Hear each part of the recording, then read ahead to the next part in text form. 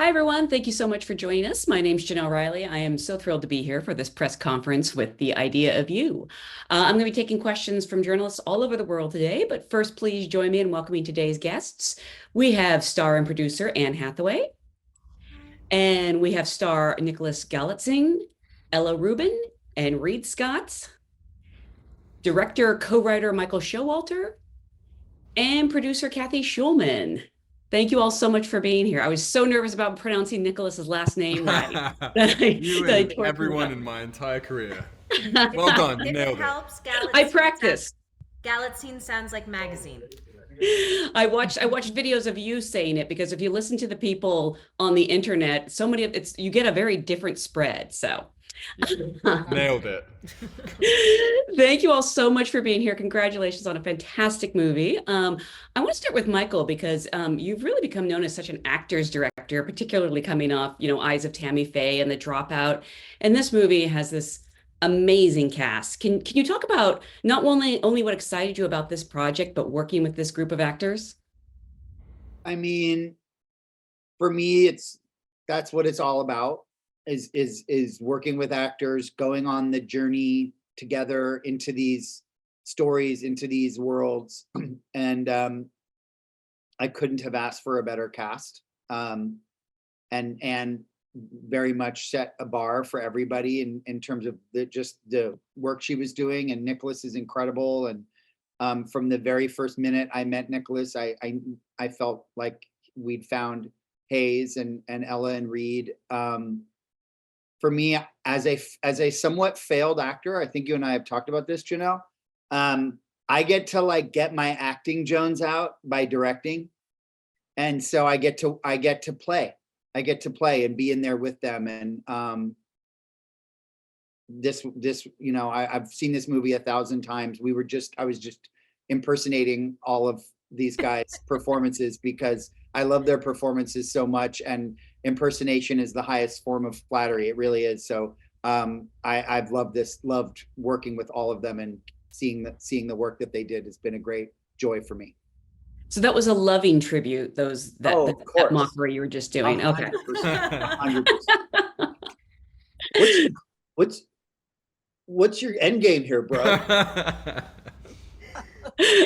I thought that was me for a second. That No, sounded like that's me. that's Reed. Yes.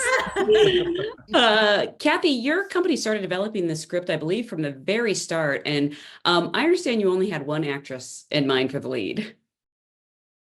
I did. I had Anne in mind from the very beginning of the development process. And it's this thing that I always teach my young executives not to do, which is don't develop an entire project hoping you're going to get one actress, because it never works. Only in this particular case. She's the only person who read it. She was our first choice. She said yes. And it was a dream come true that actually happened. And just felt that we wanted to take the character, from the book and continue to personalize her, in a way that she felt like she could be any of us. And I believed that, Annie would be able to bring that aspect to Solène's character. And she really did. And Anne, I mean, I've seen you do every genre and medium, and yet this performance still feels so fresh and new. We have a lot of questions from people, and they keep using the word luminous for you in this movie, and they just sort of want to know like what brought you back to the rom-com genre, because I'm sure it had to be something special for you to want to revisit that. Well, first of all, thanks. That's an awesome word. And I really do want to tip it to Jim Frona, our cinematographer, because I think he had a lot to do with it. Um, I didn't notice that it was happening, but had received a lot of romantic scripts in my 20s. And then, in my 30s, I was kind of so focused on my family life and motherhood and kind of trying to find whatever my path was going to be, being an actress while having this really, really rich personal life. And so I didn't notice I hadn't been sent a romantic script in a really long time. And so when this found its way to me, and I'm so honored to have been the first choice for this, it was such a beautiful character in such an amazing world. A part of me did ask the question, but where have these stories gone? Why do they stop? And why, I don't know. And then those questions, I saw all of the path to the answers to them in the script and in the story. And I just thought, whoa, what an unbelievable sort of meta exploration all of this can be. And one of the first conversations I had with Kathy was, if we kind of hit our targets, we can start this when I'm 39 and make it like, and I'll turn 40 when we're filming. And that's actually what wound up happening. So without me even designing it, or any of us designing it, it became so personal to me. And then the way it came together with Michael Showalter, who's here, and I never say his whole name together in front of him, so it's kind of weird. But anyway, but it has to be said, Michael Showalter, who does not like to admit the legend that he is, but he absolutely is. And there's a reason why he keeps making brilliant film after brilliant film after brilliant film. Some of my favorite movies, it's because he's incredible. And then when the cast came together, it was like game over. And so anyway, I could go on and on about it, but there's other people here. And Michael is clocking all this for his next impersonation of you. I've been studying you.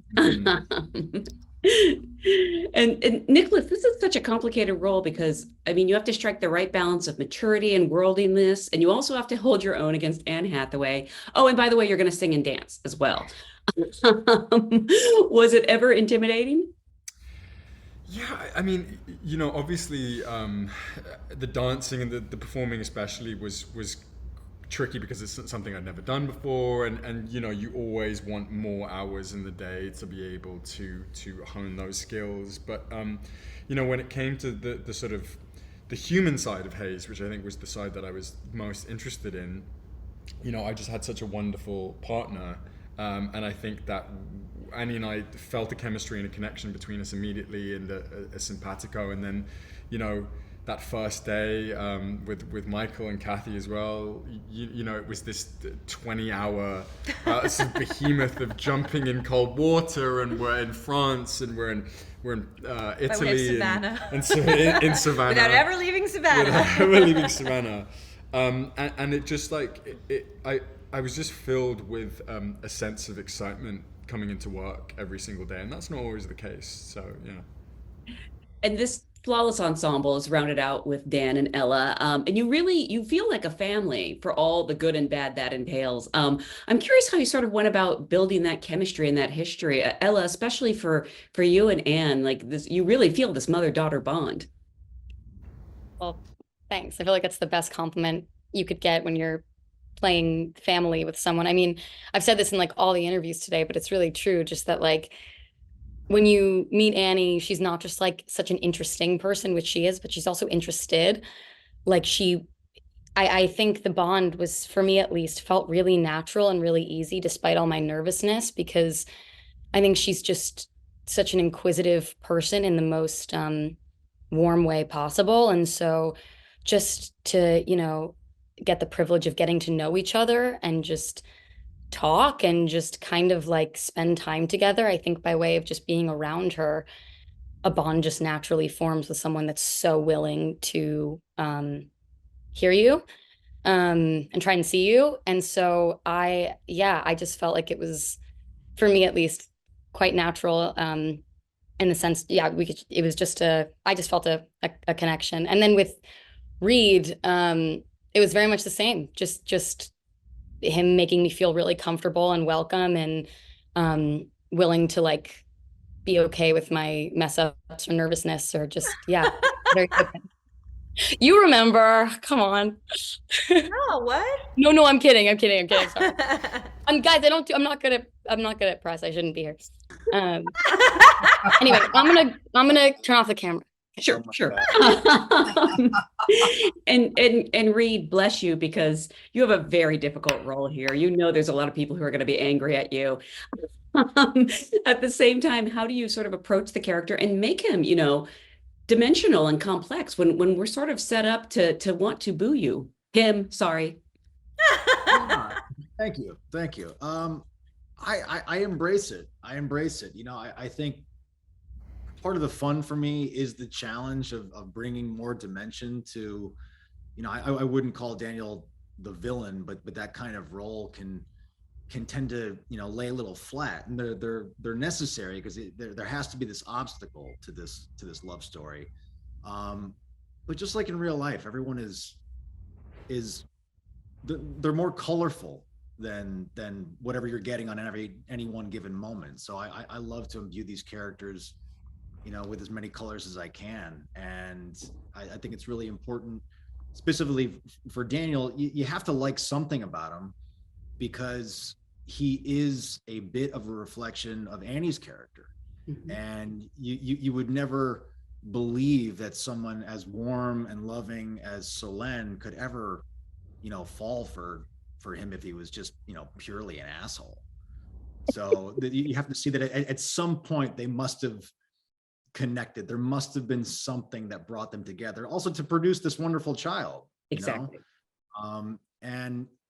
And Michael was just fantastic in sort of fostering an environment of, you know, exploration and play, that we could find this. And Annie and I had these wonderful conversations late at night on the phone in between shooting, sort of giving our characters some backstory and just sort of getting to know one another. And it really helped, and it lent to this wonderful, warm, playful, creative environment that, you know, it really allowed us to all thrive. It was really fantastic. If I could just say, I think it is such a testament to Reed that people do want to boo him. I really mean that. I really mean that. I love Reed's performance in this movie, and it really has revealed itself to me. I know this is sort of a weird backhanded compliment I've given you before, but like it's unfurled more since we shot it. It's sort of evolved in post. I mean, like it's grown. And I knew he was great when we were shooting and everything, but it's really, he's created this really compelling villain, whatever you want to call it. And I also think too, though, you know, at the end of the movie, when Izzy wants to go to Daniel's house, and he's waiting for her at the door, you see a very caring person there.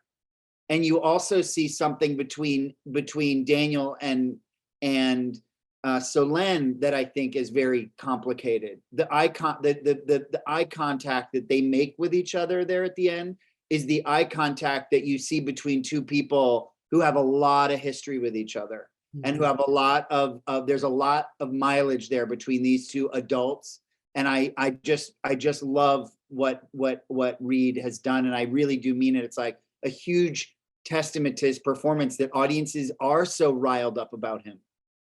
Well, and even the woman he's currently with in the film, she seems pretty cool too. Like there's a reason this guy attracts awesome women, even though she's, well, he has a lot of positive qualities, but he needs to work on himself a little bit. And if I had to imagine what the movie about Daniel would be, is he's gonna spend a little bit of time just like working on himself.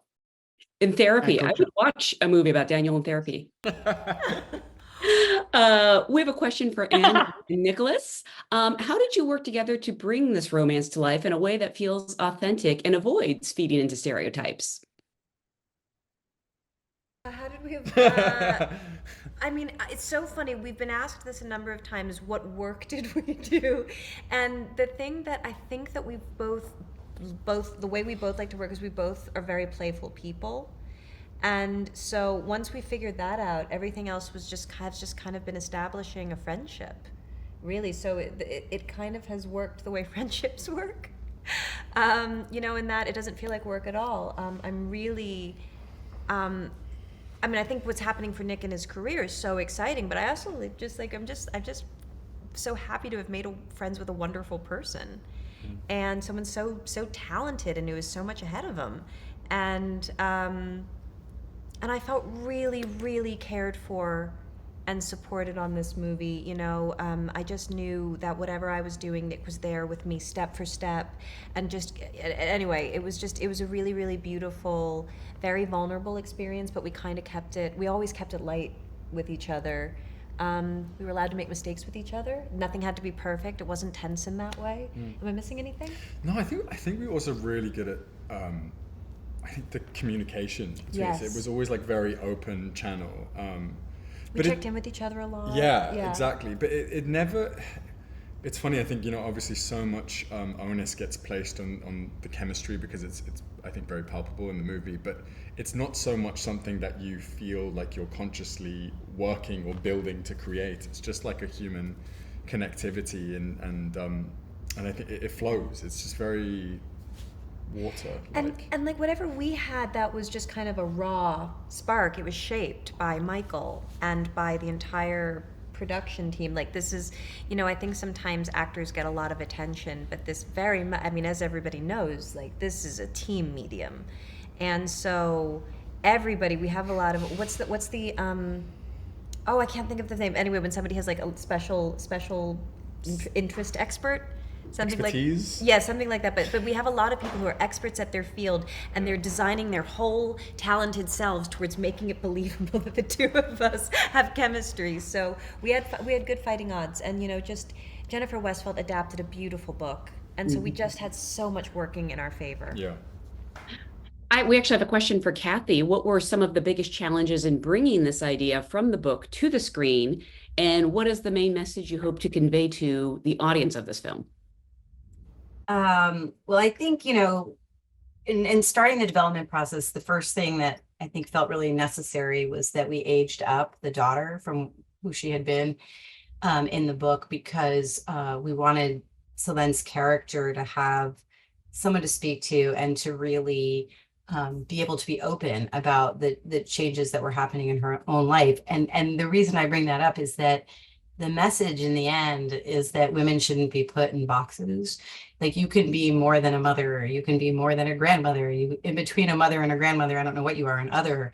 You know, you can work, you can do a lot of different things. And it was really important that we could look at what it was like to be going from one phase of mothering and a first marriage into the possibilities of more happiness, while also bringing a young person into her womanhood.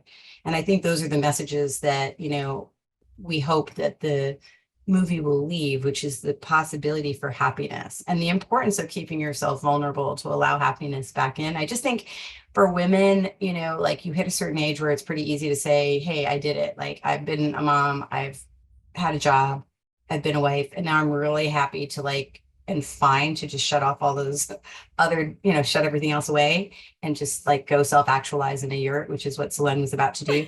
And and that would have been fine. You know, part of our movie was, it would have been fine. That was an okay choice too. But just to be able to say, like, it's not done. There's so much more. And that was sort of the message. And, you know, so the whole development process was about opening up the story to get us there.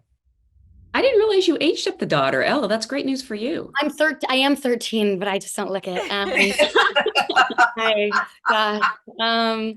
No, yeah, I'm very lucky that they aged it up. I remember I got, like, the note I saw on Instagram or somewhere, like, Anne Hathaway in this new movie, whatever, and I read something about having a daughter in it, and I didn't even know any information about it, and I sent a screenshot to my agents, and I was like, I have to audition for this. And literally, as I sent the text, I got an email in my inbox with the audition, and then I realized the daughter was 13, and then they told me they were aging her up, and it was like this serendipitous, very lucky thing. Yeah.